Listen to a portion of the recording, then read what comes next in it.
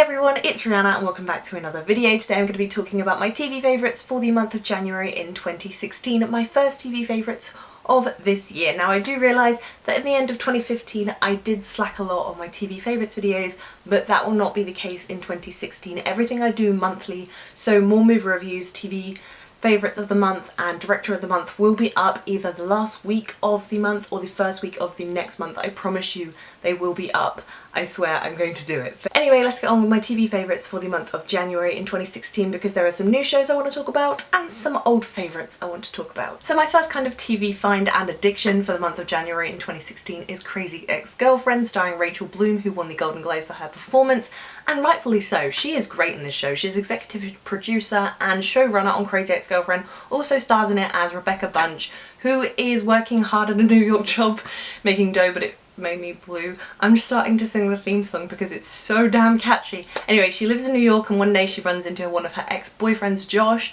who now lives in West Covina, California, and she decides for a change that she is going to follow Josh to West Covina and move there and get new friends and get a new life. And I was very put off the show by that kind of concept and the title Crazy Ex-Girlfriend because I didn't want to watch a show that's all about the perceptions of crazy ex-girlfriends and women in general, but I think they do it justice. I love the show. I think it's great. It has female representation done right, and Rebecca Bunch in the show isn't just the crazy ex-girlfriend that follows her ex-boyfriend. She has a lot of mental issues and depression, and I think that's represented really, really well in the show. And Rachel Bloom, as I said, does a fantastic job in the show. She's hilarious, she's a great singer, and she's just so energetic as Rebecca Bunch, and some of the things Rebecca Bunch says in the show relate to me so much because I've said them in real life. But I'm not the crazy ex-girlfriend, if that's what you're thinking. I just relate to her as a character because she's kind of strange a little bit, but I love her character, she's great. Plot-wise in Crazy Ex-Girlfriend, I feel like things are going quite slowly. They're not progressing as fast as I would have hoped they would, but we're only on episode 8 or 9 at the moment, so I'm hoping they can fasten the pace. I just wish there was a bigger kind of character arc for Rebecca Bunch to go through in the show. But we are learning a little bit more about Rebecca's depression and mental health issues as the show goes on, learning that she's not actually this psycho ex-girlfriend. I do think the show is very, very female-centered, from the main character to the showrunners to the musical element of it, so I don't know how much it applies to a male audience. If you're a guy and you watch it, that is so cool. I hope more people watch this show. It deserves a lot more respect and it's just catchy and super fun and a guilty pleasure of a show. I love it. So much fun. I love watching it every week. It cheers my day up. My next TV favourite is a returning show, and that is Agent Carter. I've missed Agent Carter so much, and I love the first season of the show. I did a review for it if you want to go check it out here. But yes, Agent Carter is great. I love it. I could not wait to get back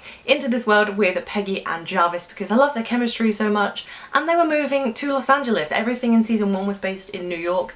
They moved it to Los Angeles and it's just so much fun. It's action-packed, it's heart-pumping. I think I like it better than the first season at this point, but I do find it quite repetitive sometimes. There's a thing that goes wrong and they try to fix the thing and then they fix the thing or they don't fix the thing. So I just want more plot twists in the show, and I just want them to develop more on things that happened in season 1, specifically one thing that happened at the end of season 1 in the finale, which made my brain explode. However, I am enjoying the season 2 plotline, especially with the Zero Matter and how that ties in with Doctor Strange and magic, and I'm really excited to watch more episodes of Agent Carter because I just binged watched episode 2 and 3 yesterday and watched episode 1 last week.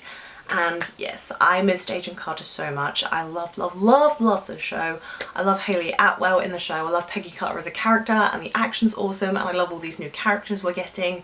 Yes, Agent Carter, I've missed you. Welcome back to my TV. I guess it's not exactly a full TV show, but I have to talk about the Sherlock special, The Abominable Bride, which happened on New Year's Day, I believe, so it does technically count as January 2016. I was so excited for the Sherlock special. Sherlock is one of my favourite shows. Benedict Cumberbatch and Martin Freeman are great as Sherlock and Watson in the show.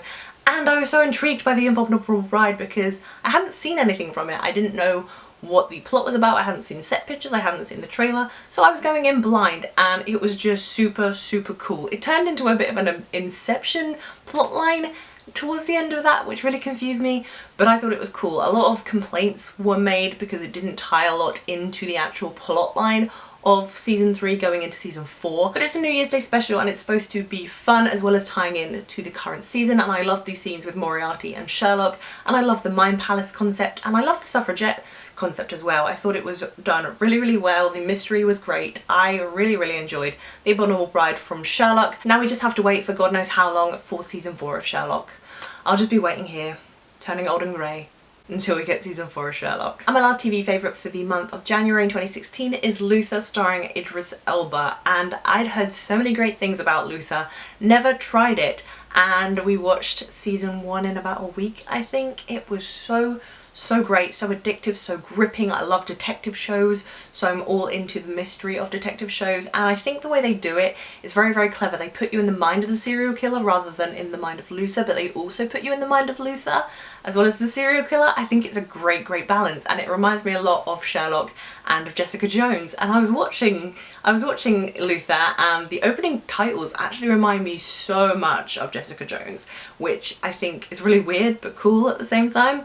But oh my goodness, Idris Elba as Luther does such a great job in the show. He's intense, he doesn't have normal methods as a police detective. I love how the show ties into his personal life as well, and I love how many risks the show takes as well. You wouldn't expect half the things to happen in this show that do. It's bloody, it's violent, it's gritty, and Luther is just so intense. I think Idris Elba is amazing in the show, but if you haven't watched Luther, go do that now. I cannot wait to start season 2 because season 1 left on such a cliffhanger. So there you have it, guys. Those were my 4 favourite TV shows of the month of January in 2015. In February, I'm getting so many more shows back into my life. The 100 just came back on the CW, which I'm loving already, but there's been only 1 episode out, so we can talk about that in February. And I'm also really enjoying the show The Shannara Chronicles on MTV, but I'm just waiting for it to get a little bit faster, a little bit more heart pumping, and for me to get a bit more invested in the show before I talk to you guys about it. So what have you guys been watching in the month of January in 2016? Are there some new shows? Are there some returning shows you guys want to talk about? Let me know down below in the comments. And have you seen any of the shows I've mentioned in this video? If you like this video, please be sure to give it a thumbs up. I will be doing a TV favourites for each month of the year of 2016, I promise. If you haven't already, please subscribe to my channel. I'll be doing lots more TV reviews and movie reviews for you guys very soon. As usual, all my social media links, including my Twitter, Facebook, Instagram and Letterboxd, will be down below in the description. Thank you guys so much for watching. That's all I have for you today. Bye!